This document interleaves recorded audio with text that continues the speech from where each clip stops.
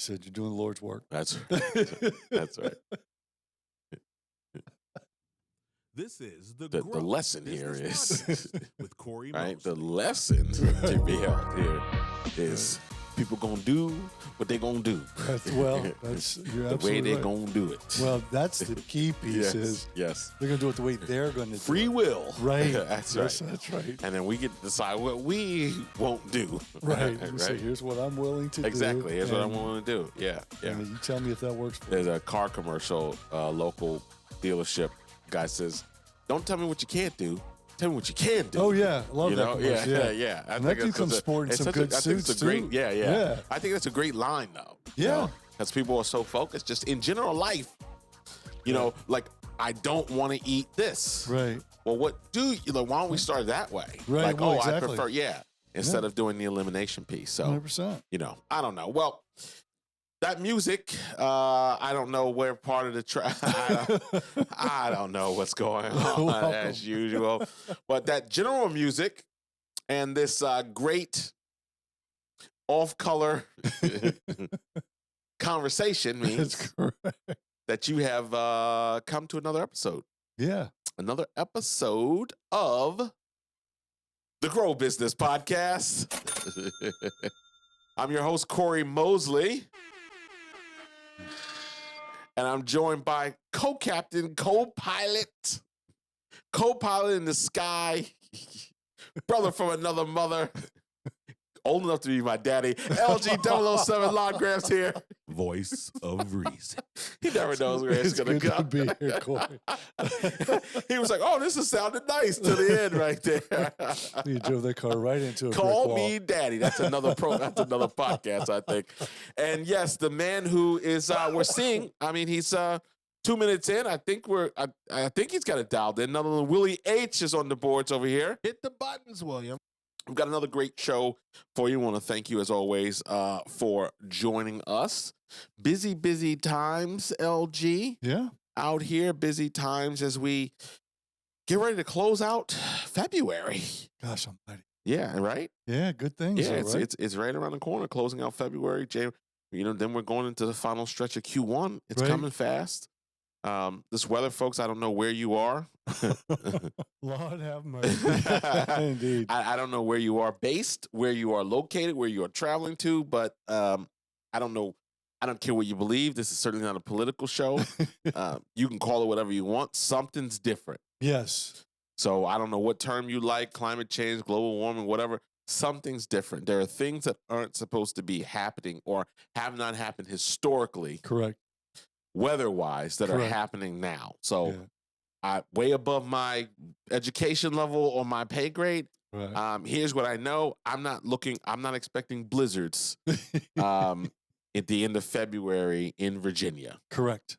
So, you know, in Florida, where we have some business partners, they weren't expecting snow.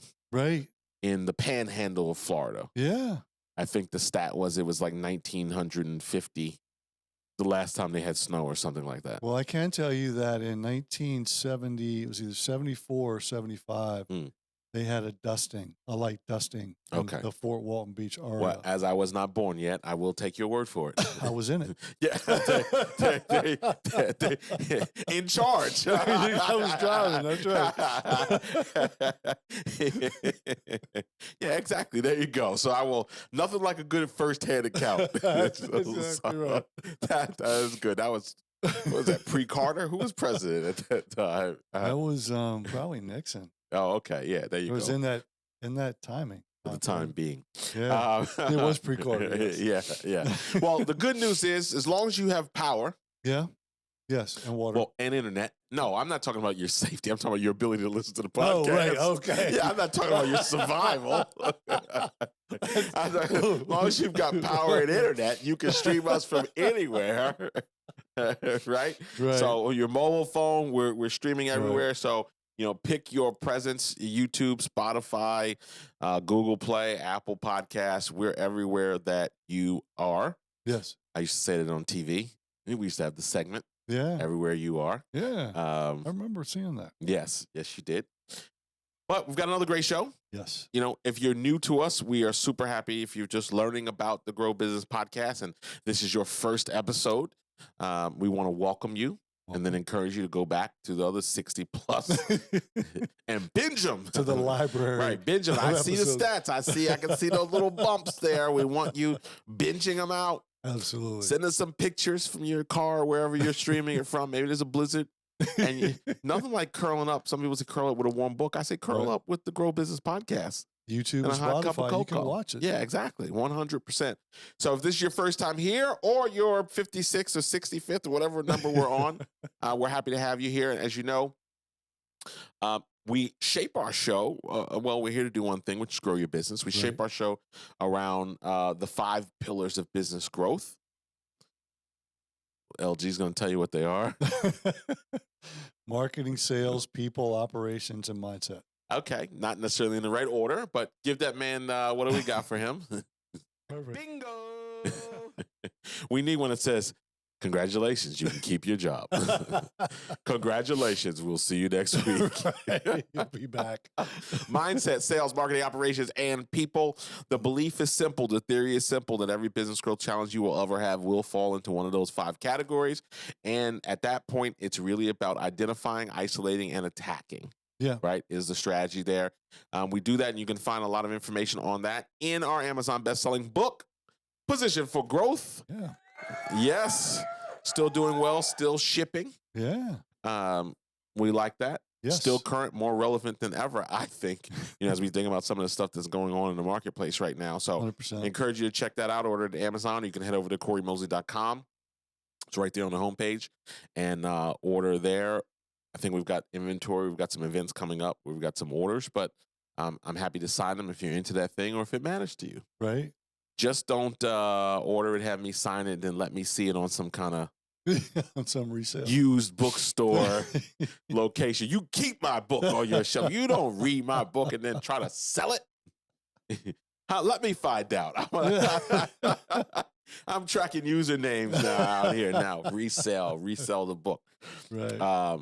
Yeah, I get people like there's people that get like the books, at the events where the event is paid for the book, get it free, and they got the nerve to try to resell it, make money on the free book that they were gifted at the meeting, at the conference or convention. People do that. So so fun stuff. We'll be bringing the book out in Vegas this summer, a couple other places, some events.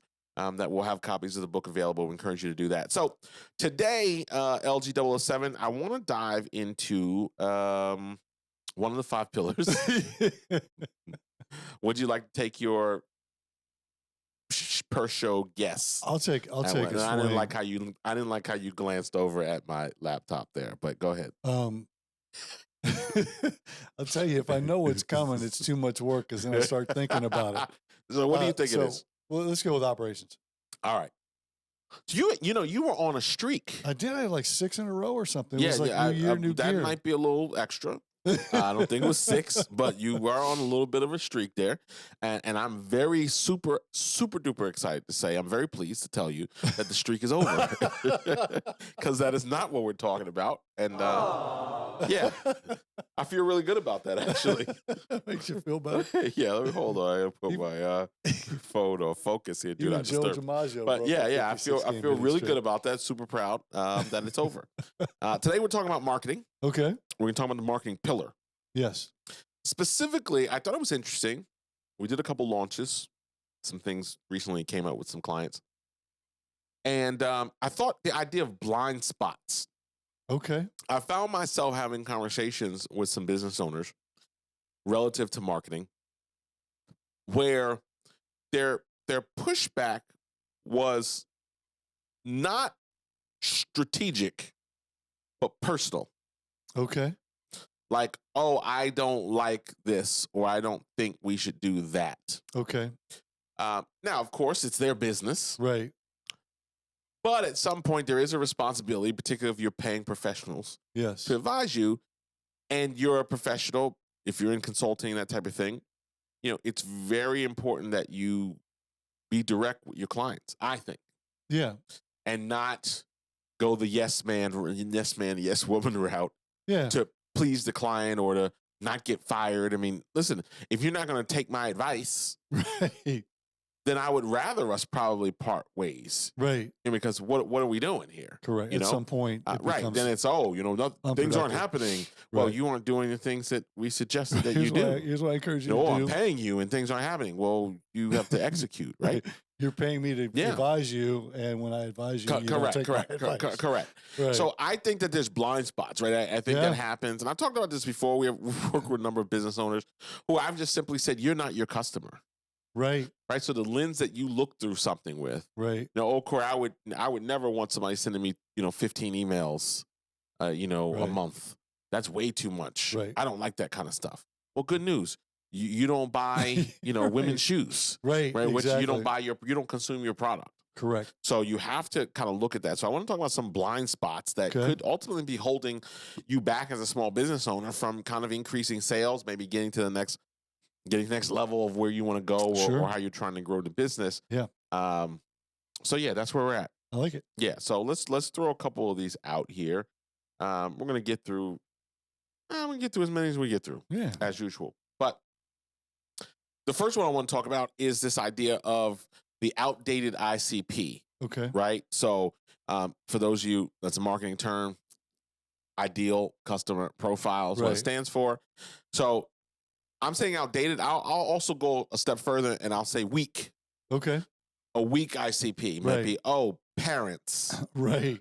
Well, parents who have toddlers, parents who have, teens, correct, tweens, parents who who have adults. So you might have a weak or outdated ICP where things have just evolved to a certain point. Or your marketplace has created more subcategories than when you started the business 30 years ago. Right. Yeah. And you can certainly think about that in kind of how we've evolved in just different identity ways. Yes, correct. Or the marketplace has. So are you marketing to the right audience? Correct. Are you still guessing about who they were or who they would be or these types of things? Right. You think about this kind of like in the music world. Okay. There's an annual conference in New York that's put on by a radio station. Okay. It's called Summer Jam. It's basically hip hop rap based. But on artists, longtime artists, a guy named Method Man. Yeah. There you go. Look at you. Who was part of a well-storied group called the Wu-Tang Clan. Yes. Okay. Yes, to our audience. Some of my audience might not be familiar. Right. The Wu-Tang Clan. Spoiler alert, if you're not familiar, they're not Asian. Just FYI. But they're known as the Wu-Tang Clan. Yes. So one of the artists, Method Man, who's been there a long time, basically said, the audience has changed so much. Like, this is it for him. Okay. He's not coming. He can't come back. He's not going to come to a concert series where there's such a wide group of younger audience that are into such kind of a different genre of hip hop or rap now with different artists that are out. That it was a disconnect. Yeah. Right. When he's out there doing his classics and hits that kind of date back to the 90s. Correct. With, some 18-year-olds. Right. Who maybe that the music is vastly different now. Oh yeah. So that idea just popped in my head because it made so much sense. Where he's arguably still in the genre of rap and hip hop, but his place and time in that space doesn't match or didn't match the audience that they were bringing out. Yeah. And I think there's people that are marketing that way. I'm very proud of myself there because I hadn't planned that. That was a good pull. That was a good pull for sure. And I think that there's two things when you're talking about the ICP, or we call it an avatar. You can call it. There's lots of different terminology for it. Yep. I think that there's two things that happen with the customer profile, and that is one, you start with, and we'll use your parents' analogy. You start with parents. Well, if you're when you first started your business, if you're parents with young children, well, as those children grow, does your business grow with those parents, or as their children grow, are they being replaced by new parents with the same age? Right. So do you stay in the same age group of parent and your clients move through, or your customer profile stays the same? And as your as your clients age, you get new clients in that space? Or do you start with the parents that have young kids, and as their kids get older, does your business evolve to continue to support those parents? So it can either be a fixed avatar that people move through using the parents example, or your business continues to evolve and grow as those parents' needs evolve and change. Right. No, hit him. This might be a guy I want to Hit him right there. That's right. Hit him. But you have to know which one it is and clearly define it. Is really the point that you're making is, yes, is do you know who they are and can you clearly define them? Because if you're going to do a marketing strategy and you don't know who that avatar, who that ICP is, right, you're spraying and praying again. Yeah, no, 100%. And I think partly understanding that and getting that right also helps you make better decisions about the stuff that might be new. Yeah. That you don't understand, or, do I need a bot on my website, or should I use this? Well, who's the customer? Right. Right. And are you accommodating how those customers want to be necessarily marketed to? Right. Yes. So that's part of the evolution. So has your ICP evolved, but your marketing hasn't? Okay. Are you focusing too much on demographics and not enough on behavior? Okay. Or the proverbial pain point. Right. Problem that you're trying to solve for the customer. Right. Or psychographics too. Yeah. There's a whole, how do they think about it? Correct. So this is a great time to really to have that conversation. Yeah. Like, who is our customer? Have they changed? If you just started out, and even if you've been in business a year, right? Are you getting it right? Right. Do you have to make that adjust? Who are the buyers? Right. And how do their profiles change, or what do they have in common? Yes. So you can look at doing more of that. Yes. All right. And the other thing too, and this is based on the same, if you don't know who your ideal customer is, based on the same thing, you may be trying to do too much and not reaching the right people. You may be trying to be on too many platforms. Right. Or you may be trying to incorporate too much technology. And because you're spreading yourself so thin, you're not really attracting the people that you should be attracting or that you want to. Yes. I like this. All right. Number 2, lack of a clear, differentiated value proposition. Okay. Like, fundamentally, it's the why you conversation. Correct. And I feel like if you can't answer that question, there's so much trouble that evolves out of that. Yes. Like, why you? Right. Oh, well, we're the cheapest. I'm the guy down. Okay. Right. I mean, that is an answer. Right. Right. And Walmart, I always say Walmart and Nordstrom, both billion-dollar organizations. Correct. Serve two different kinds of. Now, you may go to Walmart for something and still be a Nordstrom shopper. Right. But they target and market completely, right? And their goods 100%. And services, you're not going to find $900 shoes in a Walmart ever. Right. Ever. Right. Correct. Now, you might find $99 sneakers on sale in Nordstrom. Correct. You're not going to find $19 sneakers. No, that's true. That say psych on them, besides they don't say Nike, they say psyche, right? That's different. Well, and what your differentiator, your value proposition, what makes you different, you're either selling on price or you're selling on performance. And that's the Walmart or Nordstrom's conversation, right? Walmart sells on price and they sell a lot of volume, and they negotiate with their vendors with that idea in mind, meaning they negotiate large volume. All those stores, right? We're going to put you in all these stores, so you're going to give us the least possible price you can give us, but you're going to make money because we're going to sell so much of it. Yep. Whereas Nordstrom's is the performance proposition, right? They're selling on, the story about somebody returning the tires, change for the tires, right? They get the wrong tires and they didn't even sell tires, which is never happening anymore. I mean, that's just one of those story things. Right. That's one of those, legends. But the point of it is valuable in that they're selling on performance. You can bring something back to them and they're going to take care of you. Right. And that's why you pay what you pay to go there. Like, can you articulate in one sentence why a customer should choose you over the competition? Right. Right. Being able to have that, why you, no matter what the business is. I mean, because there's very few people without competition. Yes, that's true. So there's very few people where I can only get your thing, Right. even if you believe that. Correct. So and there's unique things. I've met military government contractors who make a widget that support certain elements of the military that they're the only person licensed to manufacture that widget. Right? That services, XYZ. Rare exception, not the rule, right? That's correct. So I'm talking, we're talking to the mainstream small business owner, right? The accountant. I've got a million places to get my books done. I've got a million places to go to the dry cleaner as a small business. I got several options for that. I've got banks up the wazoo. Right. I find amazed they're still building banks. We got some new branches going in, like new banks. Like it's just interesting. Yeah. So everybody's got their competition. Go ahead. Oh, and I'll say this too: if you decide that your value proposition is price, right, it's a race to the bottom because somebody's going to come in and do it for less. So, well, I don't have a problem with someone using that as their differentiator, right? So I mean, the Cookout, right?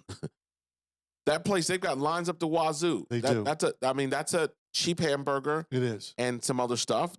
So I don't expect to get a grass-fed hamburger at the Cookout. There's no Wagyu coming out. And they're not. And I don't, to my knowledge, because I haven't been to a Cookout in 5 years, not ever. I mean, I've been, if you get desperate at certain points, it's who's open at 2 a.m. and you want a burger, right? But I would be stunned if I went there and I saw their $2 burger and then it was like New Zealand grass-fed for $15 pick. Right. They're not even playing in that pool. No, they're not. Right? They've got all these milkshakes. They crank out all these milkshakes. I don't think that's A2 grass-fed dairy. No. That's using those. And I don't think they're asking me when you get to the window, oh, would you like that milkshake with oat milk? Right. Exactly. Or would you like almond milk? What kind of milk would you like used in your milkshake? Right. They're not doing that. But what they're also not doing they're is dropping them chicken fingers in that fryer and slanging them burgers, and there it is. But Yo quiero Taco Bell. You think Taco Bell is, you're not getting artisanal. I'm not saying, and I'm not saying you are. I'm just making a point. Right. If you want to be the if you want to be the low price competitor, correct, or low price player, dollar store still a $1 billion corporation, $1 billion business. Yeah. Well, and they're marketing on, and it's $1-ish now. It's $1. Right. Dollar General. It's generally $1. Yeah. Yeah. I don't even understand some of the marketing now because I was in Five Below. I don't know why my wife had me buy something for a goddaughter. Five Below, but I thought that meant everything was $5 or less. It used to. Yeah, because there certainly were things in there for $15 or $25. So I'm not sure how the math ain't mathing on some of these names here. Yeah. But the point of it is you got to have something else. So going back to your Cookout example, what else they have is the multitude of shake flavors. Sure. So they talk about your options of choosing from a multitude of shake flavors. That's right. Yes, they are a low cost option for sure. But they're not marketing on the fact that they sell a $2 hamburger. They're marketing on the fact. And Sonic is a low-cost option. Same thing. We got a Sonic right across the street from where we live. Yeah. And great stuff. But they're a low-cost option, but they're selling flavor and they're selling.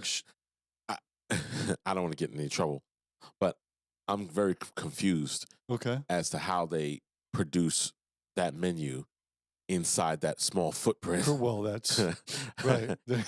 When I got to believe 80% of their business is ice cream and slushy stuff. Probably. But I don't know how they make that full food menu. Come up with that creativity. Now, I've never been in the building, but it doesn't strike me as a place that has like an extensive, like I go into Shake Shack, right? You see the big long grills there to make those burgers. Right. I don't know. But I can't say I don't think I've ever had a Sonic hamburger. Okay. Yeah. I don't know if I have either or not. But now the flip side of that is your gastropubs, your places that have the $20 New Zealand grass-fed. Correct. There's no alternate option. There's no like grass-fed burger 15, burger 7. Correct. Right? Even the kids menu, you're still getting the like that's their thing. Right. So that's the audience that they play to. Correct. And now you figure out how to execute on it. But the factor is making sure that you're not too focused also on features rather than the actual benefits. Correct. And then what's the emotional component to your messaging? Correct. Does it resonate? Right? Does it connect? Well, and that's the big thing about, these multi-billion-dollar marketing brands is they understand how to connect with somebody emotionally to appeal to them so that they feel something. Yeah. That's what you're saying is how can you get people to feel a certain way about your brand or about your product?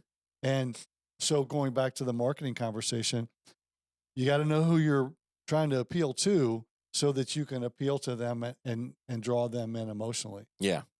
No, I think that's absolutely important, because even taking in the thing where you talk about, being the cheapest person. Well, the ad is not we're the cheapest people. Correct. In that food example, the ad is it shouldn't cost $50 to feed your family. Correct. Here at insert the blank. Right.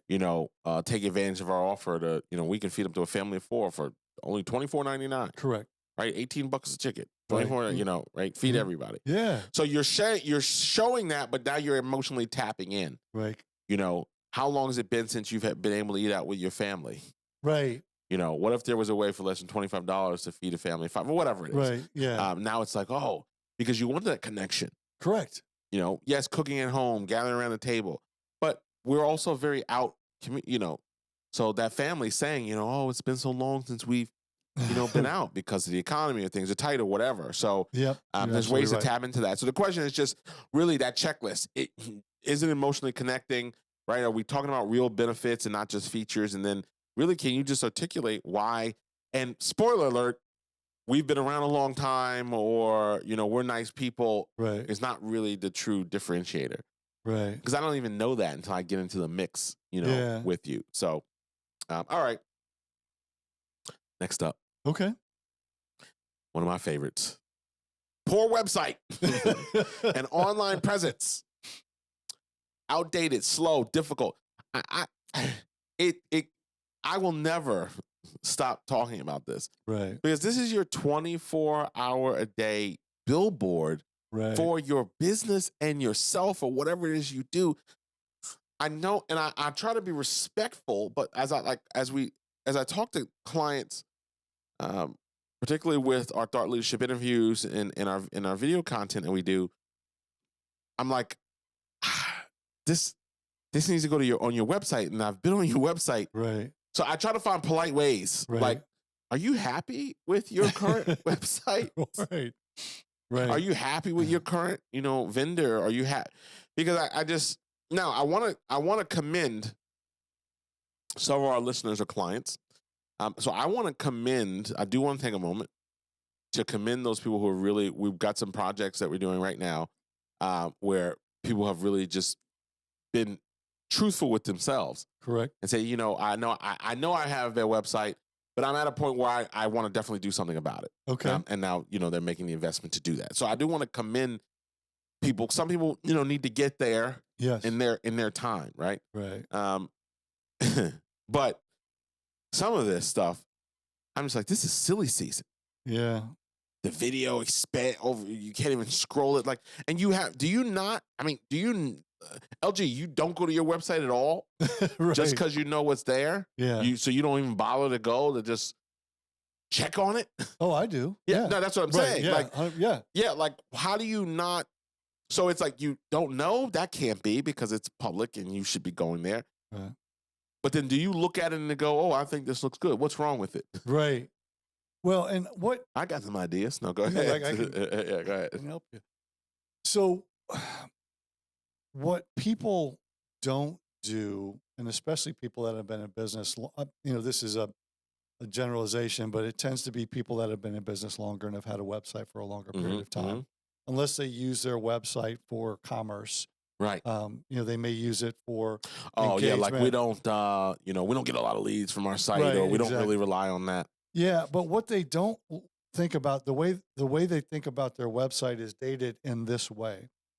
They think about their website more as a placeholder than they do as an impression. And, as the world has evolved, your website becomes your first impression. And the reason I talk about older business owners or more mature businesses is because they tend to think about, well, they're doing business with me. My website is just for visibility. Right. And it's no longer the case. Your website is your first impression.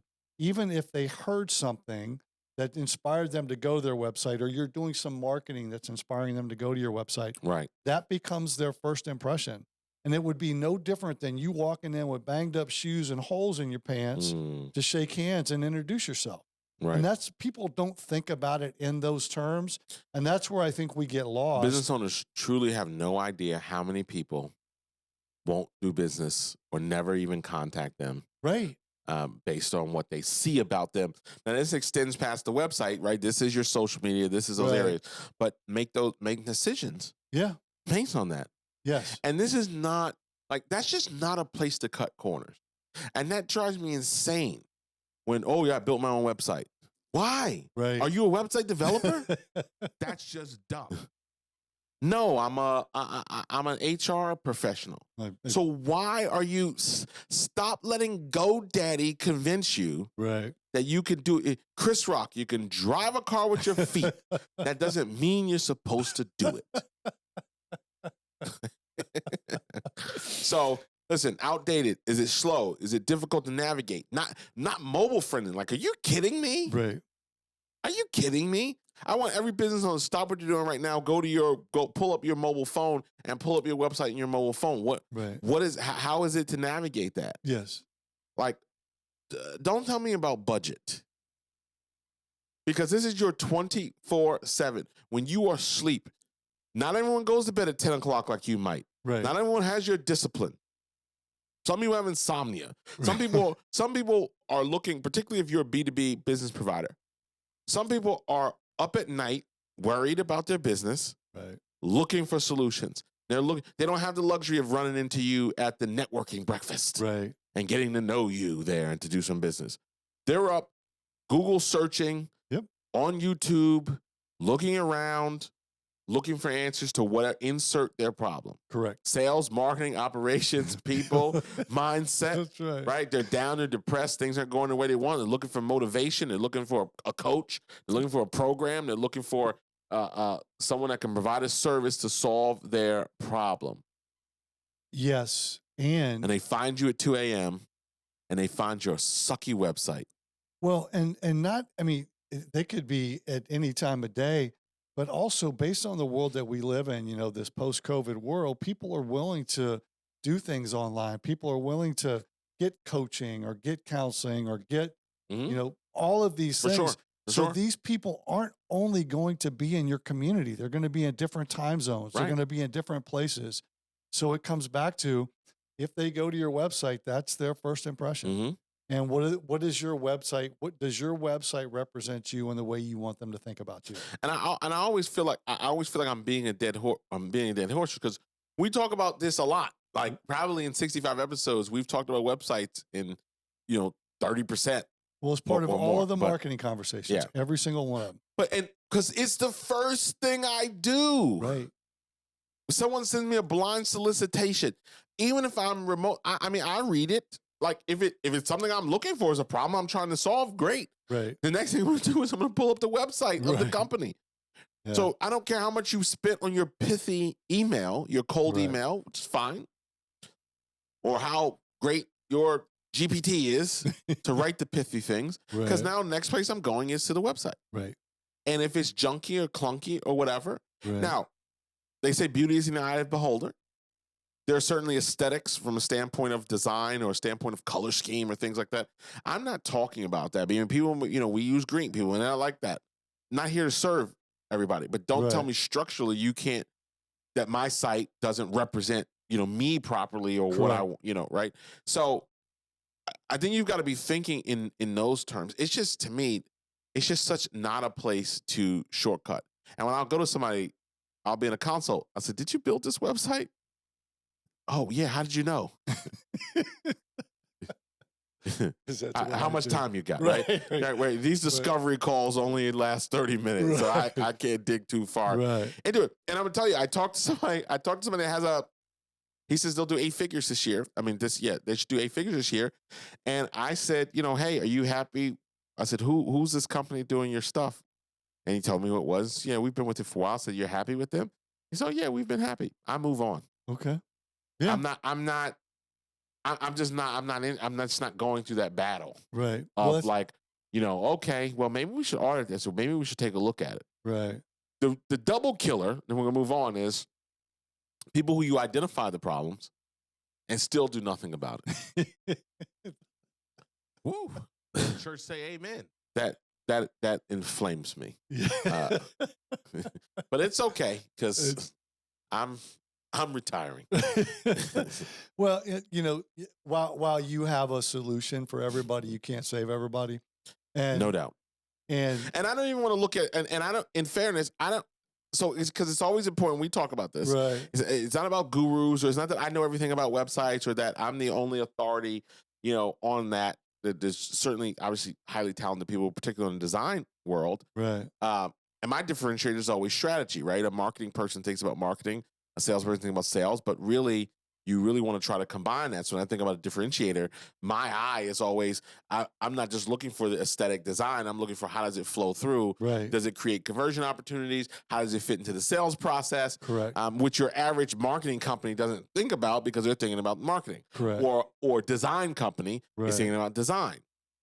So just really being able to challenge that. Is you optimize, is the site optimized for conversions, or is it just getting traffic and not doing anything? And we don't want to, we love how that thing bounces and splashes. Right. Well, and this goes back to the very beginning. Give me a break. Well, this goes back to the very beginning. Is your website and your marketing, all of this is designed to attract your ideal customer, your ICP, right? Or your avatar. Those are the people that are going to be looking at it. So are you attracting them? Mm-hmm. And if you're not, well, then you got to figure out what you need to change or what you need to do different. Because again, we're talking about, these are things that lead to growing your business. Mm-hmm. And that's what we're focused on and marketing specifically is, how do you attract more people? That's right. That are the people you want to attract. That's right. All right, let's move on. Yep. So we talked about, I used the word strategy a minute ago. So, right, is the content strategy. So inconsistent or ineffective content marketing. Okay. Right? Because a lot of us are just scrambling to put stuff out. Yeah. To say we have stuff out, and it is not consistent, doesn't speak to the audience, it doesn't whatever. Particularly if you have the luxury, I call this a luxury. So, one of my greatest challenges over 20 years is my business has been someone else's business. Okay. I've been in the business of someone else's business. Right. So when you're trying to navigate that, many times, it becomes much harder to be clear. Then I call it a luxury than being a shoe cobbler. Right. I don't have to worry about anything other than marketing my business to shine and repair shoes. Correct. I don't have to think about how I'm attracting this kind of person or that kind of person or whatever. Right. If I'm a dentist, it's pretty easy in terms of getting clarity, at least.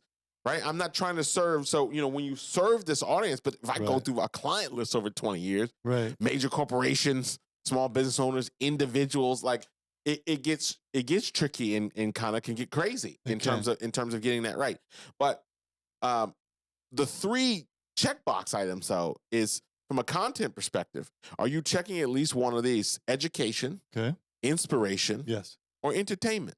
Yeah. So how do those blend? Like, I believe we check those boxes. That's what I'm trying to accomplish here. Yes, 100%. We want to educate. We want to entertain also. We want to inspire people, particularly to take action. I want somebody to finish watching this, LG, and go, you know what? I'm fed up with my crappy website, and I'm going to do something about it. Right. Or I need say amen. Yeah. And I want a new strategy, and I'm going to take action. Right. And listen, if they engage with us to have that conversation, great. But I want them to do it. But we also want to entertain them. That's why we tell stories. That's why we have, Willie H hitting buttons and all these other things, because we want them to be entertained. I don't know. Yeah, well, we want it to be fun, and the same thing with the marketing strategy, right? You want your clients to feel good about it. Yeah. And one of the ways to have them feel good about it is to have some fun in your marketing. Right. The education, entertainment, and inspiration. Well, the entertainment or the education is what attracts them, right, and engages them. Sure. And then the inspiration is, okay, what do you want them to do? Mhm. And that's probably going to be on your list somewhere is once you get them to come to you, if you want them to do more with you, Yeah. you've got to give them a reason to do that. And going back to your website example, if you got a crappy website, they're not going to be inspired to do anything more. Well, listen, one of my companies, Thought Leadership Studios, of course, that follow through, that trust credibility proposition is video. So Correct. how are you leveraging video content? Yes. And I have to tell you, I'm very optimistic Okay. and bullish Okay. on people getting it. All right. So we've had a very good last few weeks in terms of conversations I've had with people realizing, particularly, in our interview format and our media format, getting it. Yeah. Like, yes, I need this on my website. Yes, this Right. makes complete sense. I've been trying to tell my story in a more elegant and succinct way. Yeah. Because you and I both know we've also had some brain damage Yes. over 2.5 years. Yes. With some Indeed. conversation. Correct. Oh, I'm a thought leader. Great. Where? Right. How? Right. Great. This seems like a smart investment. Oh, I don't know. We'll go back to being a non-thought leader. Correct. Well, if you want to be thought of as a thought leader, people need to know what you think. Hello. Where is it, Willie H? Where's the Maybe bingo? you can help me. Perfect. Bingo. Yeah. Well, that's encouraging yeah. though, because Mhm. what you're saying is that people are understanding that as the world continues to evolve, they need to continue to Mhm. evolve, and It makes sense. it does. Mhm. That's always the premise. Right.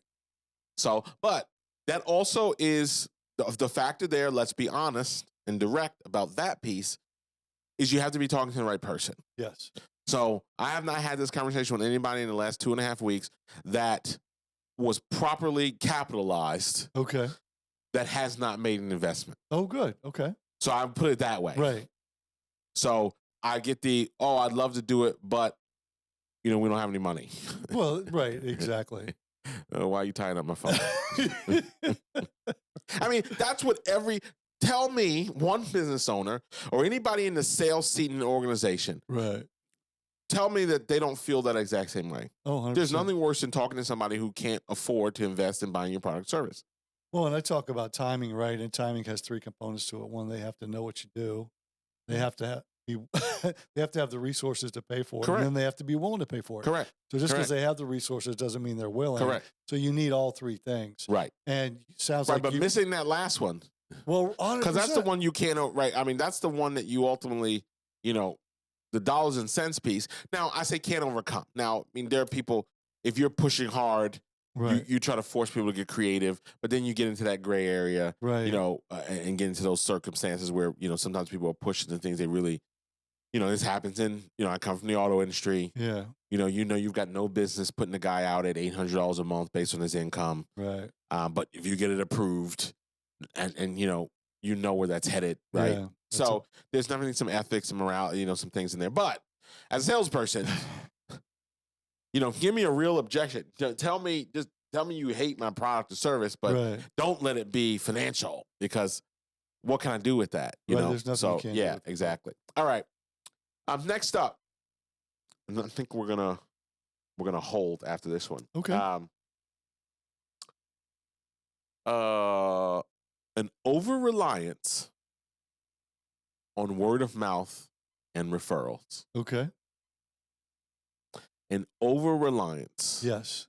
So not that word of mouth is not a factor, not Right. referrals.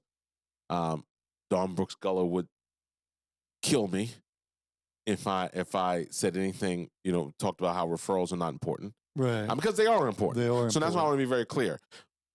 I specifically used the word over-reliance. Correct. And believing that the word of mouth and believing that just the referrals would consistently, always save the day. Right. So, and that's really this mindset of, right, are you waiting for business to come to you instead of actively, generating the leads? Right. Because that requires pain. Right. That requires rejection. It does. that requires these, and there are whole syndromes. I'm studying this now. Okay. Like rejection syndromes. Oh, interesting. Yeah. Okay. People we say afraid of rejection. but there's a science that like there's actual mental things associated with that. Okay. Not just the general, who likes to be rejected, Cory? Nobody likes to be rejected generically, but there's an actual, psychosis behind some of that. So okay. You've got business owners who are paralyzed, in that way. Also, even with the structured people, even from a referral standpoint, you got people who don't even have a referral program. They're just hoping for the referral. Right. Right. And that's where organizations like a BNI, shout out to Dawn, like a BNI coming, because they give you an organized way to maximize referrals. But now, if I'm just relying on that to drive my business, you're in trouble. Well, and we'll go back to, I don't know, a month or so ago. I was, I got a referral. I needed a car service. Yep. And I got a referral. We talked about this. Yep. Yeah. And well, we called. They didn't return your call. Right. Yeah, right. And so you may get referrals, and look, we're human, right? Something may happen that you can't deliver on that referral. And now all of a sudden, credibility of you and the credibility of the person that gave you the referral. Right. And so if you're over reliant on referrals and you don't have other ways of marketing your business, what ends up happening is you increase your risk of that being damaged, and you reduce the likelihood of that being effective for you moving forward. Well, you always talking about, what is the term you use? Yes, and you'll say that sometimes. Right. So I think this is one of those moments. It's like, yes, referral. We got a referral. Shout out to Ron Carey, who sent us a referral, but runs a big agency, Tilt. Yeah. He sent us a referral, but that didn't stop me from sending out, 25 cold emails, or doing 30 people, doing 25 person outreach, because it was like, oh great, I got that referral. Whew. Right. All right. You know what? I'll skip prospecting today. I'm done. Right. Right. It's yes and. So let that be a great bonus. You know. Right. So now that's how you have a good week. Right. You got a referral piece of business that came in. We sent out a prospecting email to 300 business owners. Right. We got a couple leads off of that. We got a conversion from that. Hello. Well, I like that. Well, and this is, we're talking about marketing, but this philosophy is Sales 101. What you got today as a result of all the things you've already done, not what you did today. Right, sure. So if you want another piece of business tomorrow, you better keep doing your cold outreach today. That's right. Ride the wave. That's right. Ride the wave. Ride the wave, indeed. All right. We're going to leave it there. Like it. We need like it, love it, one more of it. I feel like we got to go to Cold Stone Creamery now. Oh my goodness. Although I'm living the sugar-free life right now. Oh yeah, good for you. Yeah, I'm trying to get your size. Yeah, well, good for you. I've enjoyed a little too much barbecue lately, so I won't cry for you. All right, let's put it that way. All right. You'll drown in my top, and yours will look like a Spanx on me. So yeah, a schmedium. So we'll leave it there. We'll each have no sympathy for him, but either. So yeah, indeed. You thins. Well, beat it. Lanky and thin. Topic of next week's show. That's exactly right. With our new co-host. With our new co-host, yeah. So, all right. Yeah. I said, go ahead. What's the last word? all I'm going to say is, as Cory says, and as we talk about every time we have these conversations, hopefully you'll find one thing in this conversation that you're willing to go take a look at and figure out, can I do something with this to grow my business? Because that's what we're here to do, is we're here to help you grow your business. And so I'll leave it with, again, we appreciate you coming. Thank you for coming. Thank you for coming back. And next time, bring your friend. That's right. I love it. We'll leave it there. This has been another episode of the Grow Business Podcast. I'm your host, Cory Mosley, on behalf of myself, LG007, and Willie H. We'll see you next week. Willie H., take us out.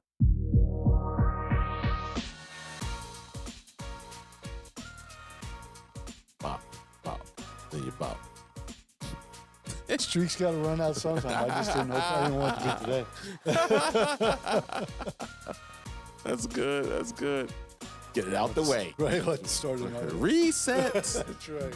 You get to reset it. Start another streak. All good.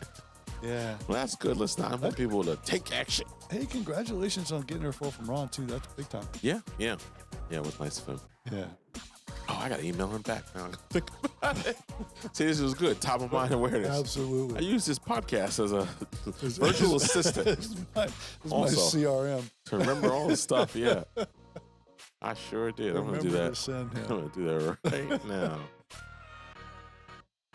20.